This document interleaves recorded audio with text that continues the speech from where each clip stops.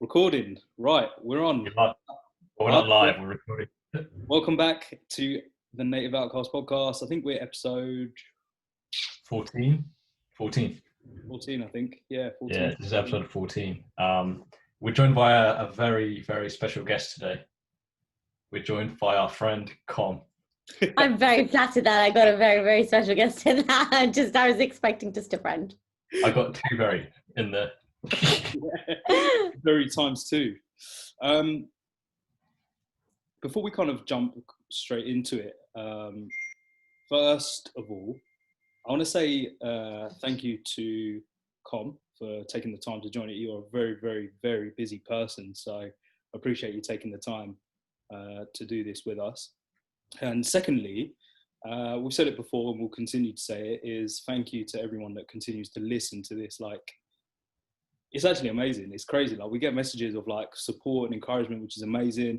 We've got viewers from or listeners rather, all over the world. So it's like a motivation factor for me and Sully. Yeah. We get the occasional nice message as well, like people actually messaging us and then saying we found this really useful, like it's benefit us in this certain way, and they've even given us recommendations as well, like things to talk about. And that's when you know all the effort you're putting into it is well worth it. So well done to you both. Oh, thank you. I think we went in with the idea, if one person finds it useful or beneficial or relatable or whatever, then that was like job done for us. So the more I feel like between obviously Saf and I and people that will bring on, like it's definitely important to talk about certain things like within our community. I think especially where we all kind of live and where we kind of grew up, we're it's not very diverse. We're seen as minorities, so I think it's important to talk about certain things. For sure. And this is one of the reasons why we've brought on Com, because you've experienced quite a lot and you've achieved quite a lot, which is pretty amazing. Not even I think just a lot. Like, it's been. Would it be fair to say? Actually, you know what? Firstly, how would you introduce yourself, Com? Like, because you do so many things, like as in your personal life and professional life, that I don't want to do it an injustice. So how would you introduce yourself? I think first and foremost, I would address myself now as a mum, because I think the mum title goes first. So I'm a mum of a little toddler who's a year and a half. I then am a barrister by profession, where I practice criminal, family, civil, and a whole variety of different areas of law. And then I'm a wife and a friend. So I think I'd put it in that order. Oh, definitely. Yeah, for sure. It's a lot to manage. Spinning many plates. Yeah. A lot. And I think it's only when I stop and someone talks to me about it, because I don't talk about it much. So it's only when I stop and someone says, "Oh, what do you do?" And then I say, "I do blah, blah, blah, blah, blah, blah, blah." And they're like, "Oh, yeah. How are you still alive?" I'm like, I don't know. Is that a lot? Even what Saf was saying as well, like, when we were planning to do this and you were obviously would invite you on here and you were kind of making time. Saf was saying, like, obviously we're doing this quite late in the day, and Saf was like, yeah, that's the only time Com could actually sit down and have a breather, when she actually has free time to actually chat to us. So I think that just proves just how busy you are, and I don't think maybe you realise it sometimes, like you said. I think oh, is that my internet? Oh, really, really hectic, because with COVID-19, my work has increased because I'm working from home. So I'm married, so I've got Ishan and I've got a baby. Then I live with my in-laws.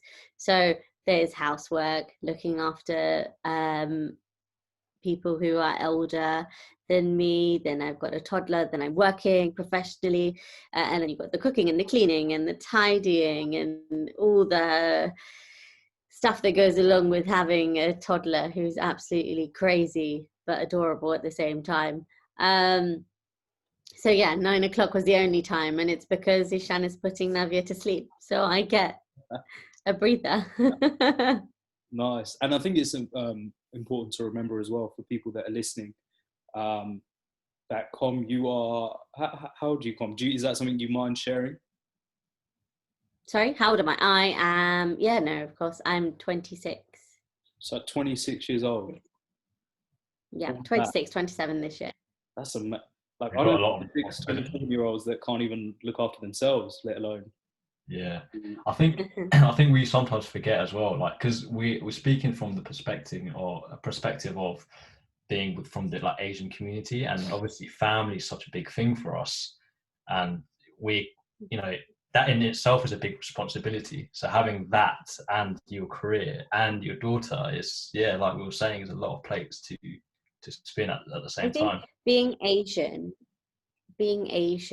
and then being a girl, no matter what generation we live in and no matter how modern we think that we are, a girl has attached to it a responsibility to look after her in-laws when she's married.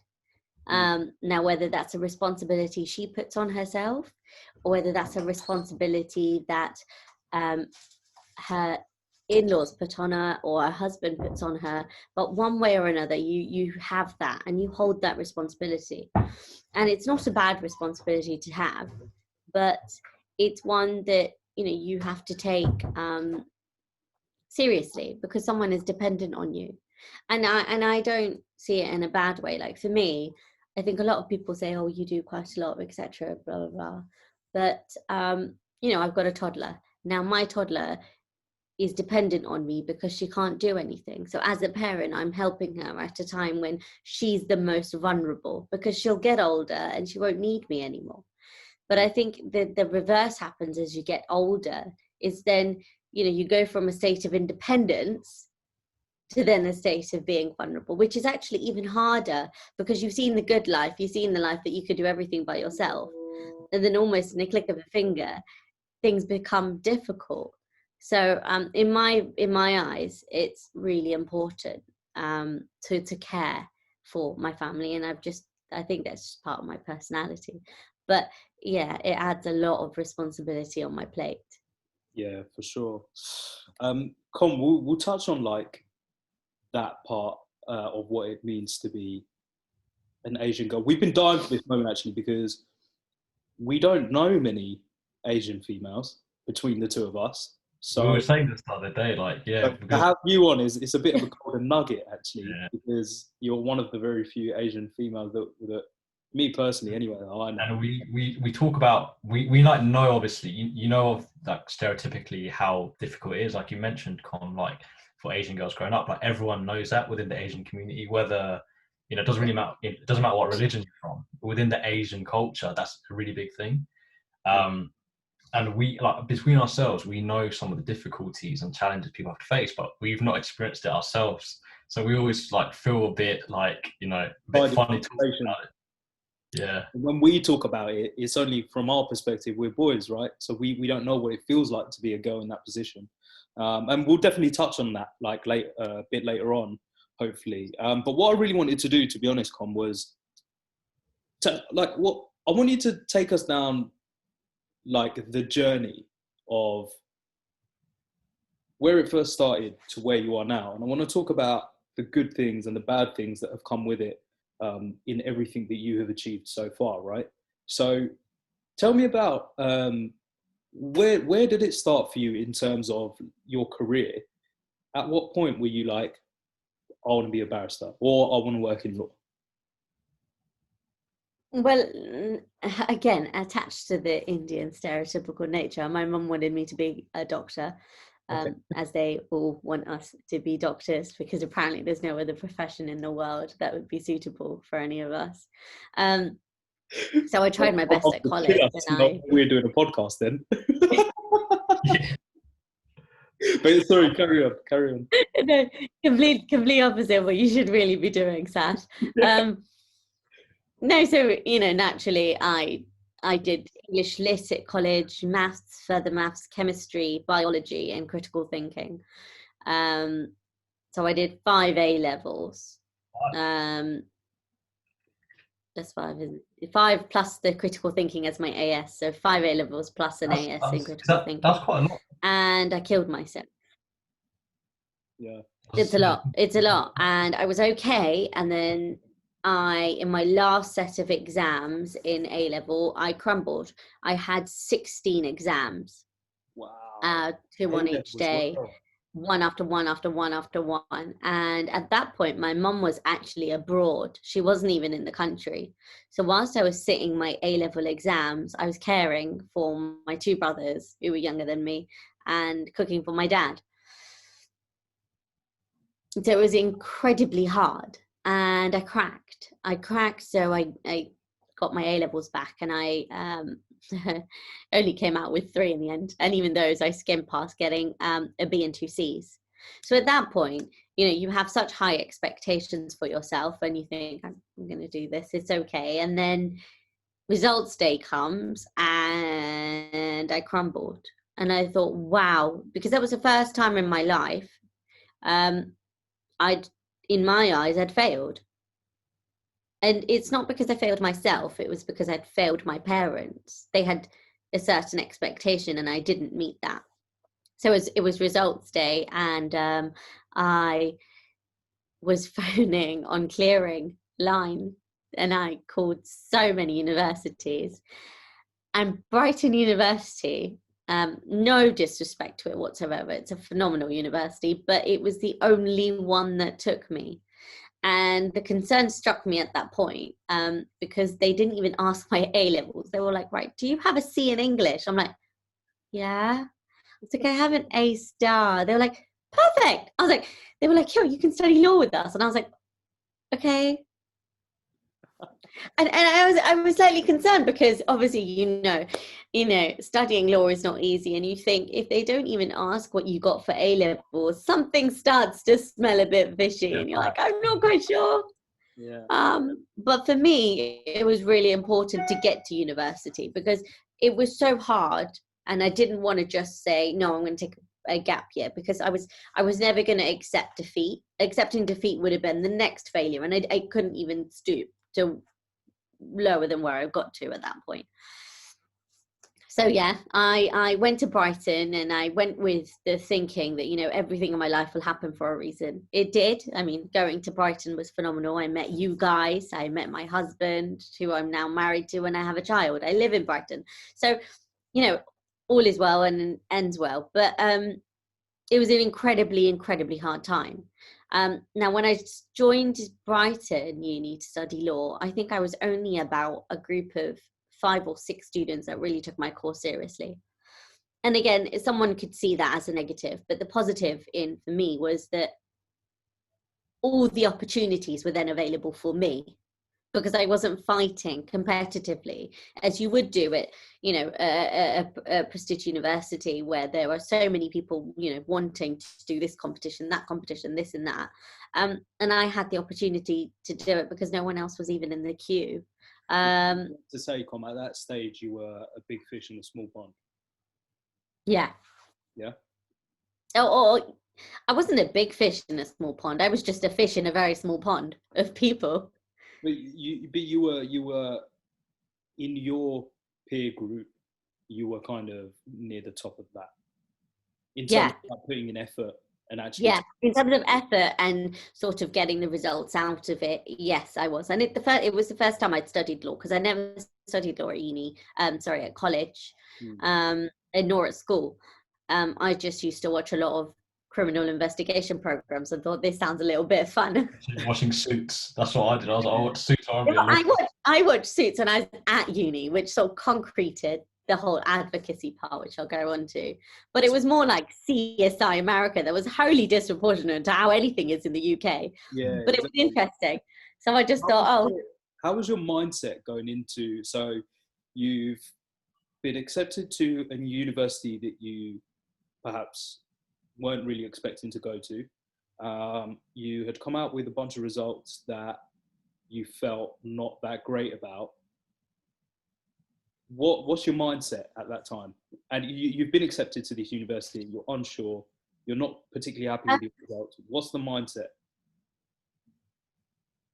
I think the mindset, I think it's just my personality. I had a lot of hardship growing up. So I never had the personality where it was just, yeah, you know, I'm going to doss around. It was that now I'd almost got to a point where I had to then prove it again. I had to prove myself once again. So it was really important to me. So when I first started uni, you know, you do what you naturally do at uni, you party, you have fun, and we partied a lot. But it got to a point and you think, right, I need to buckle down now. So when it gets to that point, I'm very, my personality is that I can just sort of block it away and crack on. Yeah. And I did that. I mean, first year was all right. I came out with 2-1, so it wasn't bad. I did some work experience, and it kind of at the end of year 1, and it showed me that, you know, I do like law. I enjoy the subjects. Second year was going to be more interesting because we were going to touch on stuff like criminal law and, you know, a little bit more interesting than the English legal system. So it was all well and good, and I started second year, and then my friend approached me, who was in my little circle, and she was like, oh, you know, there's a mooting competition. Now mooting is practice in advocacy. So we pretend that we're in court. We get a hypothetical case, you have to find your arguments, and you argue. So I did my first competition, and at that point I got a private tutor, which I paid for through the help of my extended family. And that private tutor was someone who had finished bar school, so who had been a barrister. So I wanted to do something, because obviously Brighton Uni didn't have the facility to teach me the mooting stuff at that stage. I was quite early on. So I went about it my own way. So I think my point to myself is where I've got to, I wouldn't have got to if I didn't put in that extra effort. Finding the tutor, having the tuition, you know, after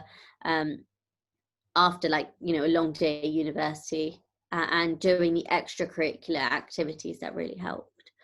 How did you stay, like, with all of that? You mentioned like obviously at uni, you know, you're having fun, you're going to parties and things, and a lot of people within the course maybe aren't taking it seriously as perhaps you are at that time. How did you kind of stay motivated with that, especially kind of going out and finding that tutor and just putting the extra effort in? I think for me it comes with my backstory. So my parents, I was the first one at uni to be to go to college. My dad didn't go to college, and nor did my mum. So, you know, no one ever went to university, so I was the first one. And in my parents' eyes, my parents never acquired a level of respect because they weren't educated. So I have other family members who are very, very well educated, and they are wonderful people, but they were much more respected than my parents were. My parents provided everything for us growing up. I had never had, you know, a loss of anything or a less of anything. But it was always the case that I could see that, you know, my mum had health problems. My dad was the only one working. So for me, it was a responsibility on my shoulders that if I don't educate myself, if I don't acquire myself a name that has attached to it a level of respect, then my parents will never acquire that. I have younger siblings. I'm the eldest one in my whole family, even extended family-wise. But it's always, again, the case that if I attain a level of respect, I show a path, then my siblings will also follow in that path. So you sort of lead by example. And that was always my motivation. Yeah, I was going to say that was always my motivation, because if I didn't do that, sorry, carry on. I was just going to say, like, being the eldest child and being the eldest daughter must have been pretty hard. Yeah, really hard, especially when you're breaking boundaries. You know, when there's boundaries there, and then not only am I a girl, but I'm the eldest. So you're sort of testing the water. Can I do this? Can I do that? Shall I do this? Shall I do that? But again, you know, it always came back to why I'm doing this. I had a purpose. So I think anyone that's really struggling needs to figure out what their purpose is, like why they're doing something. Because I think once you understand a why in the picture, you then want to do it because you know why you're doing it. There's a purpose there, you know. You wouldn't risk something or go and, you know, work hard to something of not really knowing a reason why you're doing it. So that was always my motivation, to do that extra mile, to go that extra mile, to do that extra bit. And again, I mean, second year uni, I did these competitions and stuff. I attended extracurricular activities, talks, seminars with other barristers. And at the end of the second year, I was like, right, I want to be a barrister.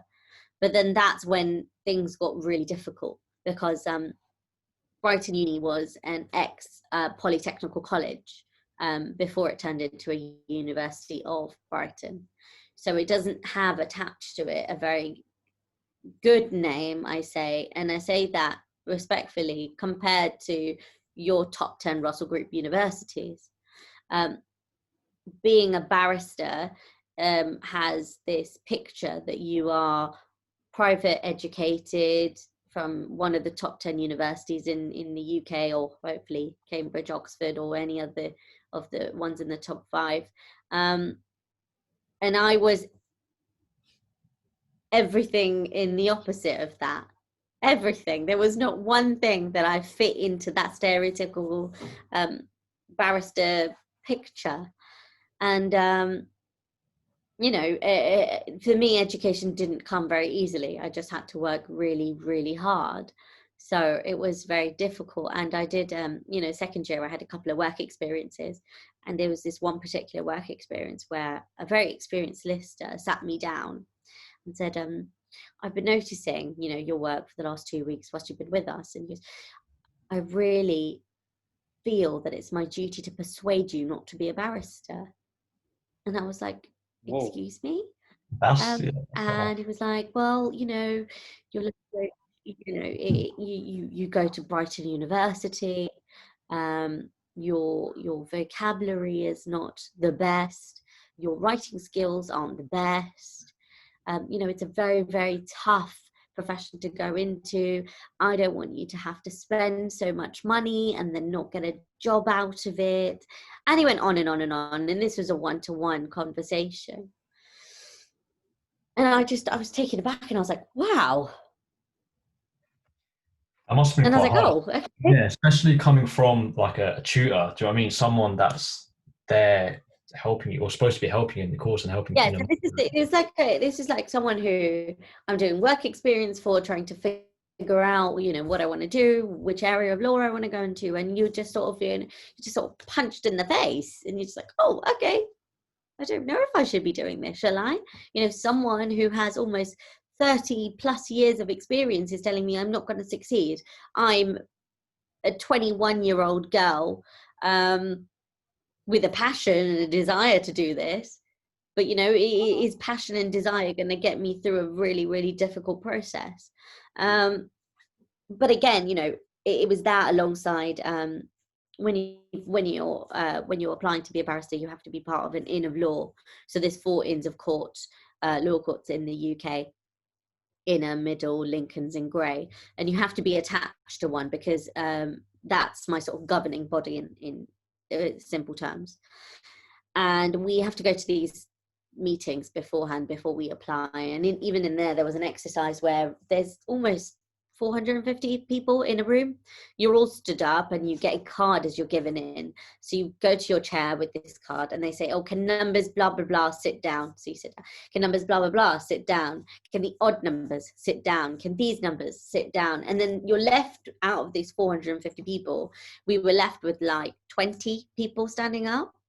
And practitioners, so they're barristers who are running these sessions, and they went, well, the 20 people stood up will hypothetically be the only students out of 450 pupils to get pupillage and be a barrister at the end of it. And you think, wow, this is hard. So every step of the way in this process, I've had obstacles, not attached to, you know, me being Asian or me being a woman or a female. It was attached to how difficult it was to get into my career. But again, the only motivation I had was I had a purpose. For me, I had no choice but to go down this path. Mm. I had no choice but to be successful. I had no choice but to attain respect, because that's what I had to do. So that was always my motivation when I had obstacles along the way. And I went to bar school, finished my exams, and very, I say luck or motivational, God knows what it was, who was looking down on me. But I attended 2 interviews, and my second interview, I got pupillage. The way pupillage works in the UK is that every year, the day I qualify from the bar, I'm on a time clock. I have 5 years to get a job. If I don't get a job, or if I don't get pupillage, which is our training year to then go on to being a formally qualified barrister, in 5 years, my whole degree gets wiped out. And I have to redo everything. I didn't know that. That's actually mad. That Yeah. is a lot. And it's difficult. I mean, I had a scholarship to study, so the bar course was, I think, 20. Let's not skip over that. Oh yeah, I'll just say it. Don't worry, I just got a scholarship. I Let's I forgot about that. I mean, I applied for a scholarship when I was at university. It was an achievement, and I can't believe I've forgotten about it. Sometimes, see, this is the things, when you don't talk about it, you forget the stepping stones that you achieve in the process. 100%. What does that process look like? So, you know, but when I was at university, I think there's a slight lag in our video. Slight delay, yeah, I thought that. It's all right. We could. I'm not. So,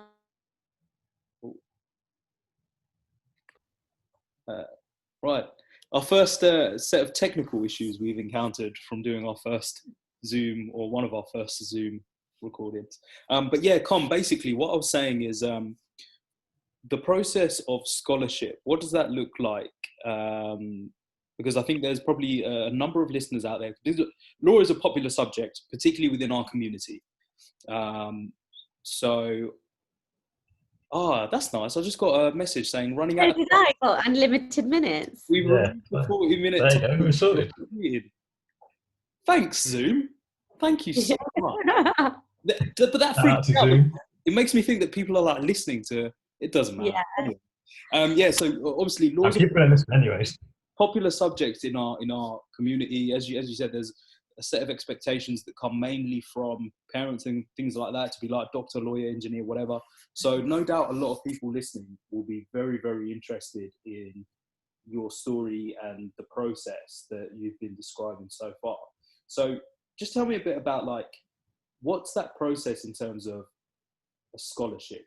How does that look? So does that come during uni or after you finish uni? So it was at uni, because you apply to bar school in your final year at university. Now, bar school fees are extortionate, and you don't get a student loan for it. So the fees, I mean, at the time that I studied, were £18,500 for the 1 year of study. Now, as I explained before, sorry? How many years do you have to do? So it's just a year. It's a year's course. But it's basically 20 grand. Yeah, basically. Yeah. Now, when you're at uni, you know at that point whether or not you either have the financial backing from your family to invest that sum of money, but the alternative is, as I explained before, you are joined to an inn of court, one of the 4 inns. So I was joined with Lincoln's. I applied through my inn of court for a scholarship. So they get a sum of money because everyone pays a membership and they get sponsorships and whatnot. So they have a sum of money that they like to invest into students who are then one time then going to give back to them in the process. So I applied for a scholarship, and boy, my process was quite memorable, because there was an application form, and I did it in my final year. I secured an interview, the first round. So I went to the first round. The first round was a form, and then it was an even deeper form. Then the final round was an interview. Sorry, and I went to my interview, and it was in London. I go to the building that they're having, and I'm smiling because I remember it as if it was yesterday. I go down, and they take me downstairs, and I'm sat with 6 other students. There is a girl who was with me who was some sort of director from Virgin Media in the legal department and had studied law at uni. There was a girl from Australia, I believe, who had studied her law conversion here and was there. There was 2 girls who studied at Oxford University. Yeah, one from Cambridge, and then there was me. So amongst the other 5 girls in 6 of us, I was the only one from a state school, from an ex-Polytech university that at the time that I studied law was 73 in the league tables. So, you know, let alone the top 50, I was in the 73rd of the university at the point that I studied law. And I thought, that's it. I can't believe I've done this to myself. I can't believe that I've set myself up so much and got excited that I've got to the final round of interviews. I'm not going to get this. Because at the back of my mind, I have running all the people that have told me that I'm not going to get to this stage because of all the things that I have at the back of my mind, because I'm the only person outside of that situation that is the norm, the stereotype.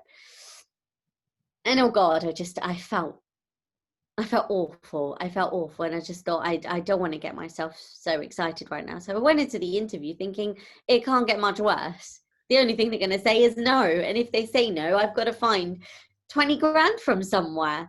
But I wasn't going to let it get to me. I mean, I had the interview. They asked me about my CV, different things that I'd done. And this is when the competitions that I'd done at uni, the mooting, the advocacy, the extracurricular seminars that I went to, people that I met, work experience.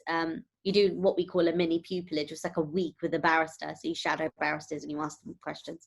So I'd done that, and I'd done some work in law firms. But I think the sticking point was the money. So I am also a qualified beautician. So at the age of 16, well, at the age of 13, my mum became quite ill. So I started helping my mum doing mehndi and bridal hair makeup and treatments and whatnot. At 16, I qualified whilst at school and college through my mum, because she was able to qualify me. And I took over my mum's business at the age of 16, which I practiced alongside my studies, because my mum had set it up for so many years, and I didn't want to just let her efforts go to waste. So I was doing that but all the money that I received, I gave to my parents. I never kept a penny, because that wasn't my earnings. Those were earnings that could help my dad financially. So that was the priority. So I sat with the barristers, and they went through my accounts, and they were like, well, you're earning. Why do you need money from us? And I told them my story. But that was the part where it sort of hit me in that interview, thinking, you know what? I may not be Oxford educated. I may not be Cambridge educated. I may not go to the best university in the world. I may not have been privately educated, but I have values. And there's a reason why I want to do this job. And the reason why I want to do this job gives me my passion, my drive, my ambition, my stamina to go through that hardship that, you know, someone who may not be as invested will go, I can't deal with this. I'd rather go and get another job where I'm not going to be faced with all of these hurdles. Yeah. And to my surprise, I mean, I left the interview, I had no hopes. You know, I gave my side of the story and thought I wasn't. And I got a major scholarship that paid for 15,500 of my fees. Wow. So I then I got a professional loan from the bank to pay for my living costs, and that's the small sort of 1,500 or whatever was left of my fees. But that was the first point of encouragement, that, you know what, 5 barristers, and I was interviewed by 5 barristers. I was like, 5 barristers, have obviously seen all these other candidates, and out of all of us, I think there were 12 scholarships offered in that category. Yeah. So it gave me motivation that actually there is someone out there that believes that I can do this. And so it's not just an immature girl thinking that she's gonna be able to get through. Did you find, you had those like thoughts in the back of your head, you were thinking about the times where people said you couldn't do it, you couldn't make it this far, and you thought to yourself, like, you know what, like, this is it, I'm not going to go any further. Do you feel like that helped, maybe being like not carrying that too much? It does, because actually, and it happens in my professional career now. Just last week, I was again questioned by a very senior barrister whether I had the ability to do my job, whether I had the experience to do my job, and some of the commented on my juniority, questioned my experience, and also commented on my sex and my gender. So the hurdles that I faced then, I still face now. But what I seem to realize, and what people don't seem to realize actually, is it does the reverse thing of what they're trying to do. It drives me even more to prove someone wrong, because I haven't worked this hard for someone who doesn't know me to go, sorry mate, don't think you're gonna make it. Yeah, no, it's true. It's definitely true. I think like that's one important thing to remember is when you're faced with a form of criticism or judgment, and it's such a key thing you said there, Com, is actually bear in mind that the person who is making that judgment on you or that criticism on you doesn't actually know you as a person. And I'm a massive believer myself in hard work beats talent. And the way that I describe that, or the analogy I use for that, and this is one for like the football fans, is you look at like, let's say like the two biggest footballers in the world, Ronaldo and Messi. Messi is like extremely just naturally talented, right? So obviously he's very, very good. Then you've got Ronaldo, who used to do things like tie weights to his legs and do sprints so he could make his legs stronger, right?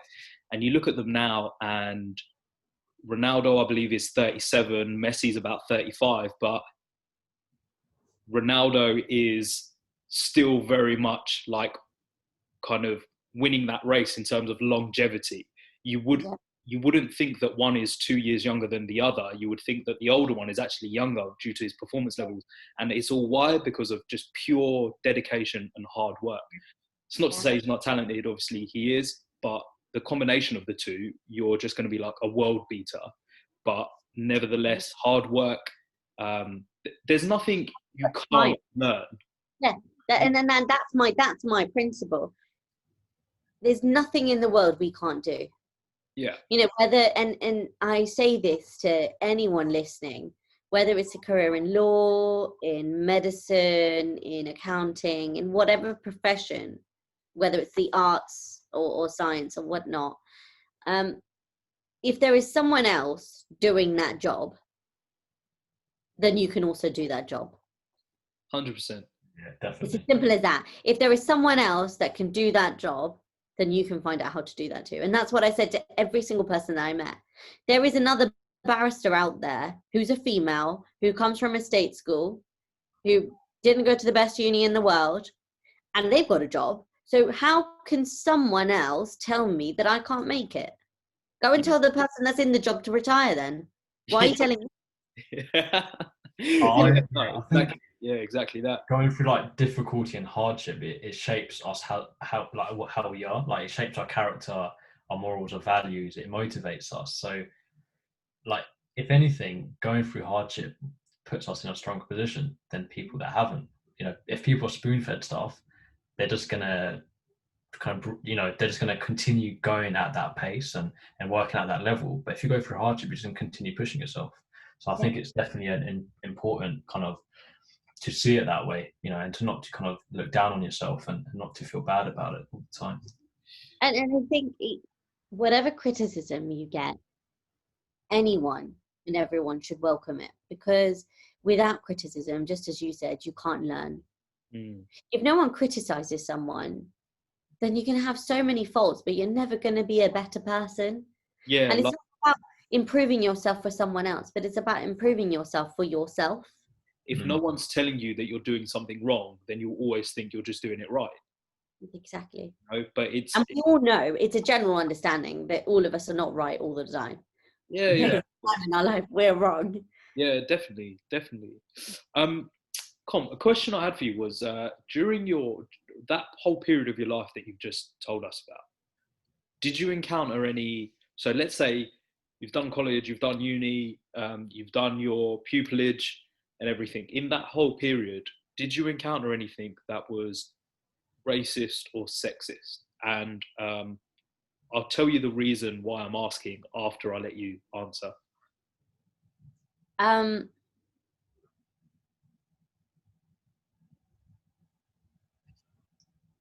Probably not racist. I've never particularly, I mean, I was bullied as a child, but we were kids then. I have never really particularly had any racial comments against me, but there have been sexist comments. And I don't think they're not sexist comments directed at me, but as an example, at my pupillage interview, which is my professional interview after my studies, I was asked by a barrister in chambers. She was like, if you're in chambers or you're in court and your opposition barrister is a very senior male, sort of white male advocate, and he's questioning you in your experience and your authority, what would you say to him? And at that point I was like, well, I would say to him to mind his own business, because I have the same level of education that he does, may not have the experience, but I'll get there one day. And that was my answer, because I think that barrister had also faced some adversity in that sense. But like I said, just last week I was faced with a comment where a individual muttered "girl" under his breath when calling me silly, and that was obviously a comment that was quite directly put to me. And what was funny is there was a lot of comments at that stage because he was very senior and I was very junior. I was the exact opposite of everything that he was and probably stood for in the profession. But I was a professional. It did not matter my gender. It did not matter what race I was. And it didn't matter what my juniority was. I was a professional who was doing a job. And that's how I dealt with it in a professional manner. And that's what you have to realize, because I think to say that I'm never going to face a comment that's racist, and I'm never going to face a comment that's sexist, and say I'm never going to face a comment that doesn't go towards my experience or where I am in my life, is silly, because I'm going to. Yeah, I think that's. If I let that get to me and I say, oh, poor me, and I start my own pity party because I'm a female and I'm from an ethnic background, then actually I'm my own worst enemy, really. Yeah, I think what you said is about back at earlier on when you're talking about the purpose side of things. Like, you have a purpose. If you just focus on that purpose, like if anyone's making racist or sexist remarks, that's their problem. They've got issues. Do you know what I mean? Like, if we just focus on our purpose, and like he's just said, Com, about being a professional, then that's all we need. And we just, just forget about it. It won't matter to us anymore. And I think a lot of the time it's used as an excuse or a fallback position. Oh, I didn't get it because I'm female. Oh, I didn't get it because I'm junior. Oh, I didn't get it because I'm blah, blah, blah, ethnic background. And I don't think that's true. I think that's only true if you make that as your excuse. And I know, there are people who suffer adversity in those areas, and it's extremely difficult to live with. And I'm not, I express my sympathy towards them. But it's how you make of it. And if you choose just to ignore it and crack on as if you were no different to the other person, and just as you said, Solly, it's their problem, not mine. Yeah, because you do get some people that do take it to heart sometimes, and that's when things start going wrong for you. I think, like you were saying, Komal, like we were just saying, just ignore it and move on. Yeah. And then that's it.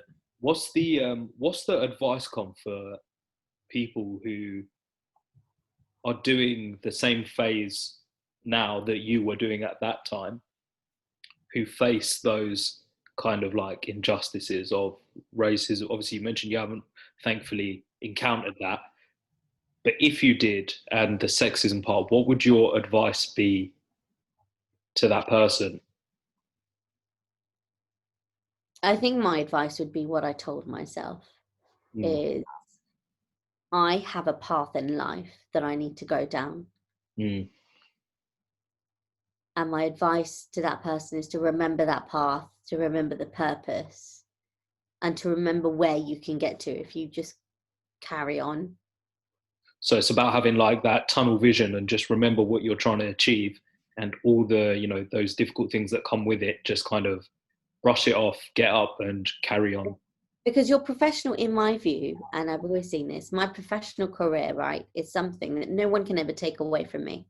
My degree is something that is with me for the rest of my life. Hypothetically, my husband could leave me, my children could abandon me, I could lose my house, I could lose my hair to a disease, I could lose everything, right? But my degree is mine. Mm. No one can come to me and say, not allowed that anymore. Mm. That's mine. My professional stature where I am in life is mine. Yeah. So in my eyes, it's the most important thing. And if you face adversity in that area, you are going to face adversity everywhere. You're always going to have problems. Mm. To say that you're never going to face a sexist comment or a racial comment, in your personal life or whatever, it is silly. Whether if it's not your professional, it's your educational. If it's not your educational, it's your personal. So the way in life is, you're always going to face problems. So you have to crack on. Yeah. You have to crack on. The reason I ask you that question is because there's a book by a barrister who is a black lady. Her name's Alexandra Wilson, and she's got a book called In Black and White. And I don't know if you've probably maybe heard of it or read it yourself. I'm not sure. I've heard of it. I haven't got around to reading it yet, but that's one of the books on my list to read. Yeah, it's pretty good. I haven't finished it, but it's pretty good. There's a bit in there that she talks about a case or an individual that was her client. I think it must have been like a guy of like some ethnic minority. I can't remember fully right. But basically, I had to go to court, and while she's like discussing the case, I think with her peers and colleagues, she's discussing the case with her peers and colleagues, and I think it was something along the lines of like, oh, it's good that judge such and such has retired because he was racist, and he would have like. Have you come across anything or heard stories of things like that happening, like an injustice happening due to someone's skin color, religion, or whatever? I completely appreciate this is probably a very sensitive place for you to be right now in terms of talking about it. So if you can't or you don't want to, that's totally fine. No, I've read about it in books. Professionals, just as Alexandra, who's written books, who've spoken about it. I think, to be honest, the bottom line is that in my profession, at one time, so in one generation, it was very, very common. It was very common to have your stereotypical barrister. And the reason was that women weren't really working at that time. They were childbearing, in that day and age. It was those who could afford to go to bar school that went to bar school, and then those who could afford to sustain work as a barrister could do it. Your average working class man would struggle because the fees aren't amazing. There's a lot of things going around in the press right now with criminal barristers and legal aid cuts that, we look at our fees and think, oh, they're very nice fees. But with the amount of hours that we work, if you break our fees down, they don't actually amount to a lot. And there was a friend of mine back at bar school who's now a criminal barrister who also said, that the fees didn't actually amount. I think it amounted to her working almost as a McDonald's worker or something. So the profession doesn't have attached to it the amount of pay that one should have. But I think that generation is now, the sexist generation, the racist generation is now sort of dying away, because what barristers' chambers and people in the profession are realizing is that we deal with normal people. Unless you're a chancery barrister or someone who deals with high value cases, we are dealing with your normal person. The individual who gets himself into some sort of criminal trouble, whatever offense he's charged with, or your husband and wife who are arguing over their child, or the husband and wife who are arguing over money. They are just your average person who needs to be spoken to in a normal way, which is why the people in the profession who had that sort of mentality are now dying away, and people like myself or other advocates who have a sense of understanding of the working class background are being more and more welcomed into this profession, because we're just able to relate and actually have that one-on-one conversation. So I've heard of stories, I've read of stories in books. I haven't personally had any judges or other barristers, except obviously the one incident that I've had, but who have directed any sort of abuse that way. I've seen and I've heard of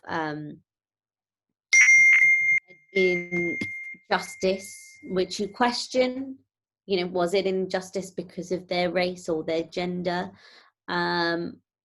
But nothing to really pinpoint it at, to be fair. I think the justice system is there. I think times are moving on in our profession. So it's not really a sticking point anymore, which is why anyone who's really having the adversity now needs to realize that hurdle that you think you have, you actually don't have. It's a hurdle that we impose on ourselves. Oh, I'm a female. Oh, I'm, state educated. Oh, I'm from an ethnic background. There's so much diversity now in the bar. And it's you conquering those adversities that actually showed and proved to another barrister that, yes, look at all of these hardships I've had, but despite all of this, I'm still here fighting for it. And that's what anyone wants to see, because with legal aid fees, with troubles in money, with troubles in getting jobs, with COVID and everything, all other barristers want to see is a determination. Yeah, I love that, actually. That's a really good way of putting it, because it can seem quite daunting when you have all of these obstacles in your way, but then actually to overcome those obstacles and flip it back on its head as a point of, saying it almost in a positive way. So, you could feel sad about it. You could feel down about it. Oh, I'm, like you say, I'm ethnic minority, I'm a female, or I'm this, or I'm that, or I'm not educated from the same school that all these other guys are, but I still made it. And then when you're going to the interviews and you're doing all of those things and getting your entries into jobs and law schools and things like that, you can actually say, despite all of these hardships, here I am, hello. And that's how, through the tunneling process, people sort of go away, because not a lot of people can sustain it, and it's very, very difficult. But again, if you have a purpose in mind and a reason why you want to do it, then the adversities, again, like you said, you switch, and your problem, your hardship becomes your advantage. Yeah, it was amazing listening to your journey, because I've heard of things before. We've spoken about things briefly. I've heard things from Ishan, but to actually sit down and listen to your journey is pretty amazing. Just to kind of from start to where you are now.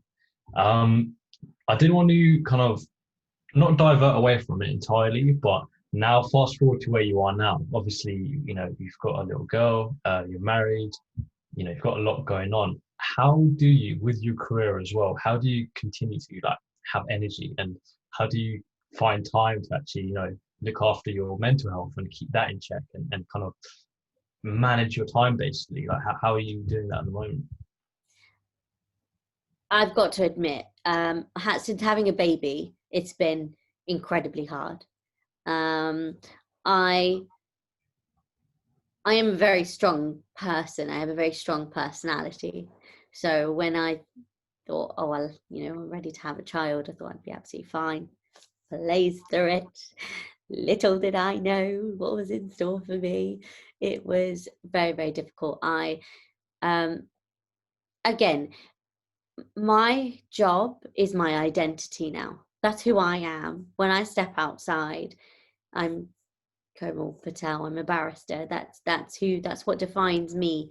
And it's not my job that defines me, but my hardships that have got me to there. So that reminds me of the power that I have. When I had my daughter, it was incredibly hard because I suffered postnatal depression, which again is something which I don't mind talking about openly, but I know for sure in our ethnic communities that women don't tend to speak about it. It's very it's something that's very, very shied away from, because it's almost seen in a very negative light. Oh, she's gone a bit crazy.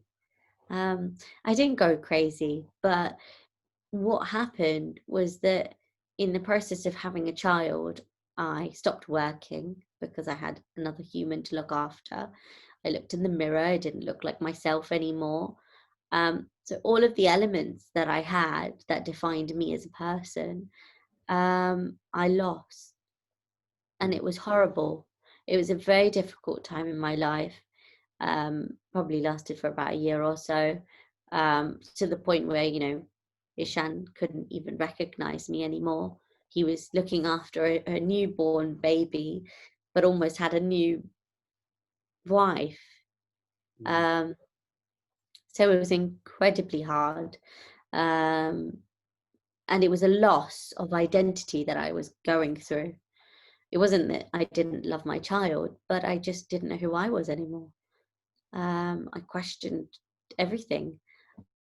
So what really gets me through right now and how I can manage everything is because my job, my busyness, my ability to handle 1,001 things give me power.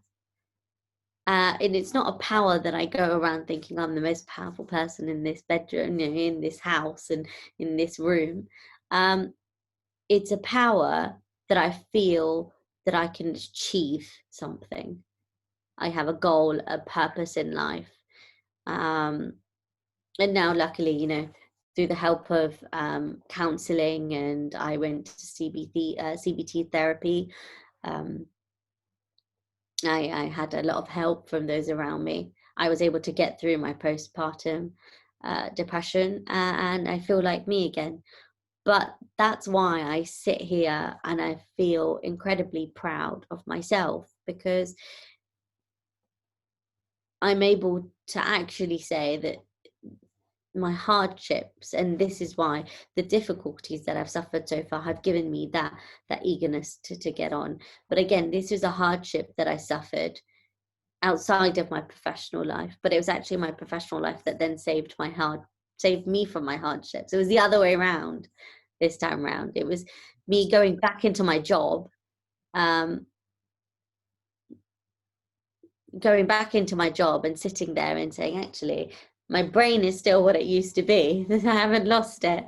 That reminded me who I was. So doing that 101 things, looking after my baby, helping around the house, working, being a wife, being a daughter-in-law, all of those things give my life a purpose, as cliche as that sounds. Yeah, no, for sure. It totally makes sense. In terms of managing a schedule like that and keeping your professional life and your private life separate, how do you manage that? Because I can imagine in being a barrister, you probably see and hear some very unsavory things and situations. So how do you stop those things from affecting your home life and your personal life? And how do you manage the schedule of being a wife, a mom, a daughter-in-law, a barrister, a daughter as well, obviously, to your parents, a sister to your brothers? Like, how do you like do all of that stuff with the space of 24 hours? Yeah, I'm trying to figure out how I actually do it, because to me it's normal. Yeah. So when like you're asking me, what do you do? I'm like, I don't really do anything out of the ordinary. I just It just becomes your life. Trust me, I think you definitely do, but I think you've gotten so used to it that for you it's normal, and for everyone else it's like, oh wow, that's pretty. Yeah, for me, I mean, you know, for me it's normal, and that's why when someone says, "Oh, you do a lot," I'm like, "No, I'm just a normal person doing what I got to do to get on with my life." But I think managing wise, it's being time efficient. I have a fantastic husband. I have fantastic in-laws who are brilliant and wonderful to live with. So you know, we all help each other. So I think anyone really struggling needs to appreciate that you can't do everything by yourself, and it's silly to think that you can do everything by yourself. There are times that I have to say I can't do it all, and you delegate, or someone else helps you along the process. So that's how I manage, is by accepting help and actually saying that I need help, which is very difficult for me to do, because I have a lot of control in my life, and I'm a very controlling person. I think I try to control everyone around me. I think everyone will say that. So it's incredibly hard, but I think it's something that I've really realized after having my daughter, that I need to accept help. And that's how I manage now.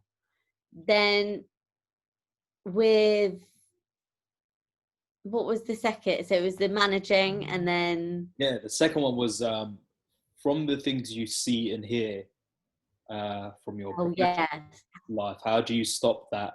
Because I mean, I don't know this for sure, but I can imagine that you're dealing with probably things like murders, rapes, disputes between husband and wife, which probably turn very, very sour. A lot of like negativity. How do you keep it's a lot of negativity. A lot of negativity. I think the hardest thing, so I do care proceedings when local authorities, children's services, remove children from the care of their parents.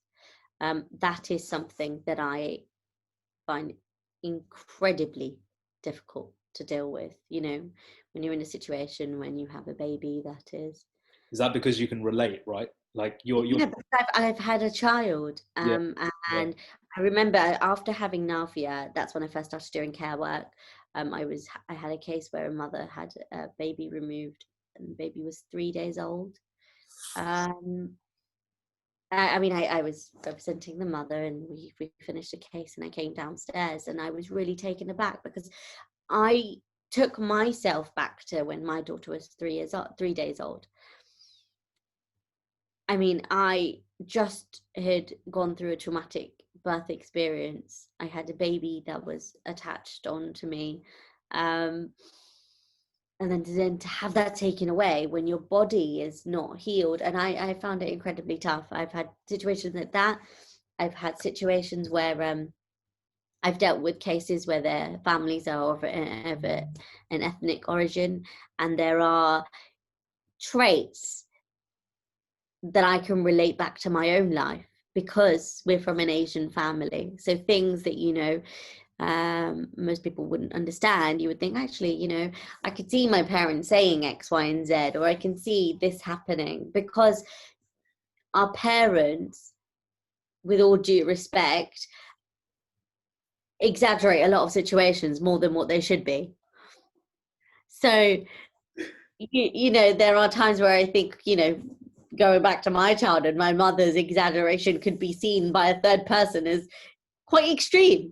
And if I was taken away from my family at that point, God knows what would have happened. So, you know, there are times like that where I have to sort of have a checkmate situation. And that's when, you know, family comes into the picture, when you sort of, they remind you that, hold on a minute, that's your job. this is your life. Mm. And that's why I went into it. I went into the job to help, but you know, it's not a nice, pretty picture of daisies. It's I'm helping people when they are at their worst point in life. It can simply not get any worse for them. They've had their highs and now they're at their low. So it's my responsibility to keep my hat on, my professional hat, and say, look, you know, I'm there to represent you. So your emotions you can deal with, and I'll deal with the rest. Because when you're in an emotional state, you're not able to deal with what you need to do. Yeah. You have hatred, you have sadness, you have upset, you have all these emotions running through. You can't then sit down and say, I need to do X, Y, and Z, which is when barristers come into the picture. So that's when I'm able to sort of have that two sides of my head, the left and the right, you know, my life, their life. Yeah, I think it goes back to that point of purpose again. Like you said, that's your purpose, to help them. That's why you've done this. Yeah. Like, if you remember that purpose, you don't let things like that affect you. No. And then that's why I say, you know, as a female from an ethnic background, I have had a lot of hardships in the process, whether they're from my parents, whether they're my upbringing, whether it's, you know, being married, whether it's being a wife, a daughter-in-law, a mother, and a professional. But I have a purpose. I wake up every morning knowing that I have to do this. I don't give myself another option. Because I think if you give yourself another option, you start to fall back and become lazy. Yeah. Since becoming a mother, now I want to send my daughter to private school. I want to do all these things. And you sit there and you think, and then, you say, now I've got a new purpose. I've got another purpose to add to all the other purposes I have in my life, which then gives you something else to do. So that's why I think, I keep saying the word purpose, but that's the reason why I do everything. I think purpose is important. I think even if you think back to, like, obviously family value, even like religion, for example, like, we need to have a purpose. We live for a purpose, right? And we need to uncover that purpose, and that's what should drive us. So I think, I think purpose is, like, we're using that word quite a lot, but it's very extremely, like, it's an important thing. Like, we need to remember that. I think it gives someone direction in life, like you said, whether it's a religion that you follow, a belief that you follow, it gives you guidelines. Whether it's, the legal system that you follow, it gives you guidelines. Everything gives you a reason. So it's, incredibly important. Is there anything you would do differently leading up to the point you're at now?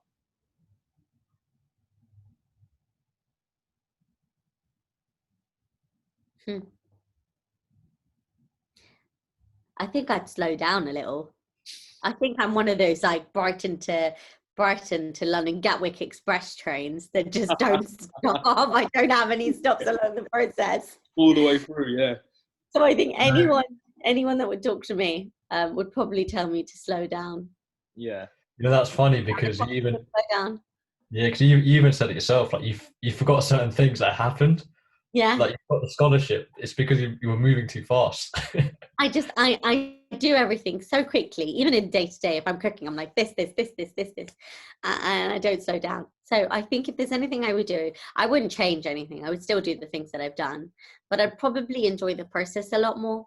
So I'd tell someone else in my position, whether at uni, whether at bar school, whether, still at college or wherever they are in life, to really enjoy each and every day. It's the one thing that I am now trying to put into practice in day-to-day life, and that's to be present in the situation. Because I think for our mental health at times such as these, with COVID and being at home, it's very easy to get carried away. Oh, I should be doing this, or I could have done that. And that's when either you go too fast, or either you get upset that you didn't do X, Y, and Z. So it's really important to be present. So I think that would be my advice to myself if I was back at uni, and that's to be present.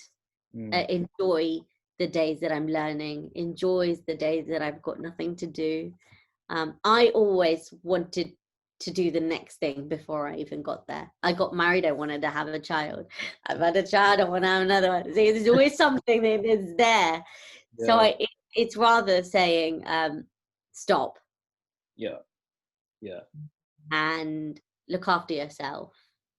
Check if you're okay. Check up on yourself. Are you okay? How are you feeling? Do you understand what's going on right now? Are you having fun? Are you happy? Those are the questions. So if I could go back, those are the questions I would ask myself. Sure. Rather than wanting to be better. Obviously, we've spoken a lot about your journey from pretty much college all the way up until now. Yeah, sorry for boring you so much. No, it's interesting. It's making. I'll be honest. Look, do you know, Com? Like, I was thinking earlier, right? I was brushing my teeth and I was thinking, I'm going to ask Com this question. Do you know how long we've known each other? And when I said it out loud, it blew my mind. Yeah, it's been 8 years. Almost 10 years. Like, what? I've not known Com as long as Saf, but like, I'm hearing so much stuff now that obviously I've heard from Ishan and I've heard briefly when we've met and we spoke, but like actually hearing it from start to finish is super interesting. Yeah, and that's what I was going to say. A lot of things you've said today, which I had no idea about. I literally didn't even know. So, and I think that's probably because with someone like you, Com, you've experienced so much in such a short space of time, and you move from kind of like one position in your life to the next position in your life very rapidly, very quickly, in terms of like progression. And obviously add in the fact that, as you just mentioned, you're always thinking of the next step ahead, that you almost like zip through like a time-space continuum where there's like so much stuff happening where it's like you don't even remember half the stuff that you've experienced. It's like the last like 8 to 9 years of my life have just gone in the click of my finger. Yeah. I've gone from being fresh at uni where I met my other half. Yeah. I literally met him, as you guys will know, on the first night out in Brighton, which is the second, like I moved in on Monday. I met him on Tuesday.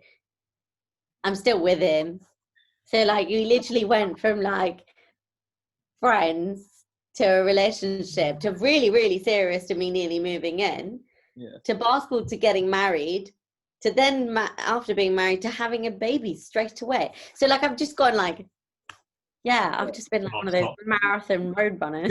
It's been very much like a snowball effect for you, hasn't it? Like, in terms of, where you got here, it started off very small and everything just kind of, as you're progressing, the whole situation has got like larger and larger and larger. With also, I think the important thing to remember is actually with not necessarily the same group of people, but almost, a lot of people you met along the way, including like, say, for example, myself and Sully and whatever, like we're all still kind of here. Does that make sense? It's like a really peculiar like situation for sure. So we've spoken about all of those things. We've spoken about what you found difficult, how hard you had to work to like overcome those obstacles. Like a bit more on like light-hearted note, what do you do to chill out? What do you do to relax? Because it obviously, with the roles that you play, your mental state must be all over the place in terms of like 1 minute you're working, then you got to be a mum, then you got to be a wife, and you got to do this, you got to do that. So your thought process must be like pretty jumbled, right? And you need some time just to relax and chill. So what do you do to unwind? Cook. Yeah, you love cooking, innit? Yeah. Love and as well, for anyone listening, I know what you're going to say. Right? No, you don't need to say it. It's not the first time that Colin's been on camera. Yeah. For all the cooking fanatics out there, check out Claim to fame. MasterChef. Maybe what season? Was it the year before? No, it was 4 years ago. What? Was that 4 years? Was it last year? 4 years ago? Yeah, I thought it was really like quite recent. That I remember when you were on it. Like it feels like it was like that long ago. I was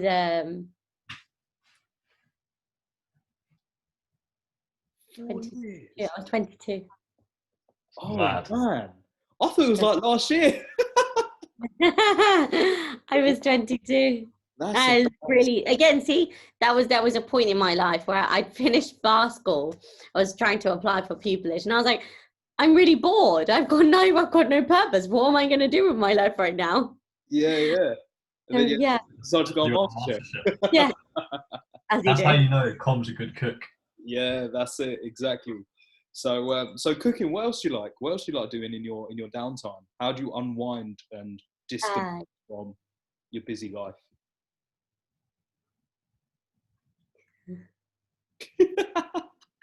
This is the hardest you've had to think so far.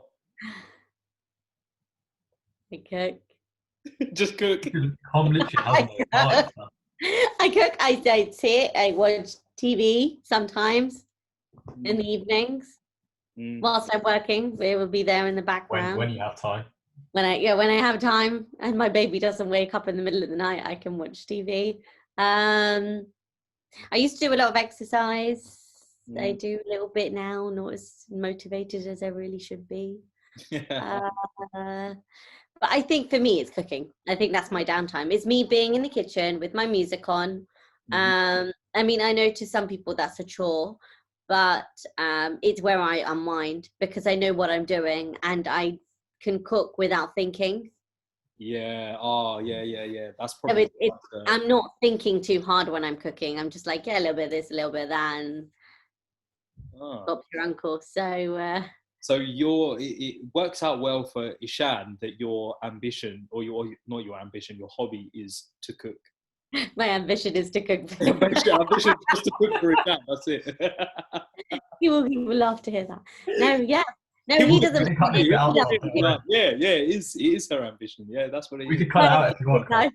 My ambition in life is to cook for my husband. That sounds so stereotypical. I'm so sorry, man. I'm so sorry. Oh, you know what we could do? We could cut that bit out so Ishan never hears it. No, it's fine. Because I think as stereotypical as it sounds, I actually enjoy it. He loves cooking as well. So we cook together and listen to music. So I listen to a lot of like spiritual, meditational music. So we have our music on and we just chill and cook. Nice. That sounds good. Enjoy a glass of wine in the process. In terms of last question before we kind of let you go, Com, is what are some really like quick fire pointers you would give to people who are just starting that journey that you went through to be successful? Never look at someone else. Number one is never to look at someone else and think, gosh, how am I going to manage all of that? So, for example, if I saw myself back 8 years ago now, I thought I'd never be able to achieve that, which is quite daunting. So always take one step at a time. Point number one. Point number two, be motivated. And again, just determined.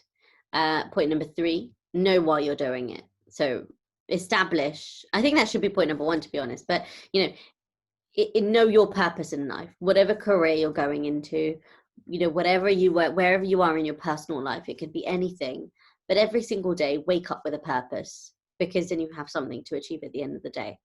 And point number four would be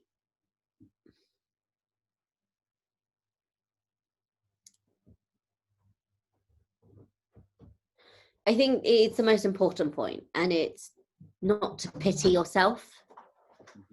You're always going to have hardships. So I think my final sort of point in this process is never think that your weaknesses are the reason why you can't do something. So again, don't be the star of your own pity party. Yeah. You don't even want to be part of it, let alone be the star of it. That's some really good pointers there, Cole. Thank you very much. And I think that's actually points that people can apply regardless of what profession or what they're trying to do with their life. Everyone can use those rules and do achieve whatever it is they want to achieve, whether it's a barrister or whether it's cooking for a shan as their lifelong ambition. So whatever it might be. Sorry. I would love to hear that.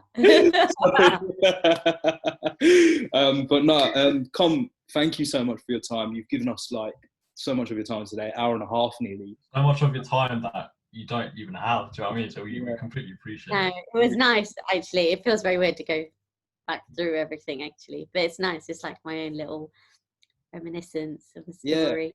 Yeah. Hopefully in like, a few years' time, you can listen to this podcast and like take yourself back again. You know what I'm saying? Yeah. It's nice to do that sometimes. Take a trip down. I just think where I'm going to be in 2 years' time. I don't even want to think about it right now. True, yeah, definitely. The progression that you make, Com, is amazing. So, in 2 years' time, like you say, you could be like Harvey from Suits. Oh, I wish. Ishad's looking at me and laughing right now. Is he? Is he there? Tell him to pop his head in and say hello. I'll pop something in a minute. Is it finished? No, it's not. Okay. All right. Oh, okay. So everyone recording. that's listening, that is Com's husband, who indeed we will have on the podcast at some stage as well. But you know what? Actually, let's save his face for that episode. I don't want people to... I'm not going to lie, guys, but I deserve my own podcast. So get started then. What's stopping you? We'll make it happen. Right, guys. Com, again, thank you so much for your time. Solly, very well. Thank you so much. I feel honoured that you guys have taken an hour and a half to listen to me rambling, which I know that not a lot of people would do. You know what? I'm sure a lot of people will. The people listening and watching, when she said that, she looked at her husband. I'm gonna end this call and he's gonna say, "You two talk a lot, don't you?" I'm like, yeah. What we'll do is we'll stop the recording and just hang on for 2 minutes after. We'll have a nice catch up. But yeah, thanks everyone for listening again. Episode 14 done and dusted. Yeah, peace out. Until next time.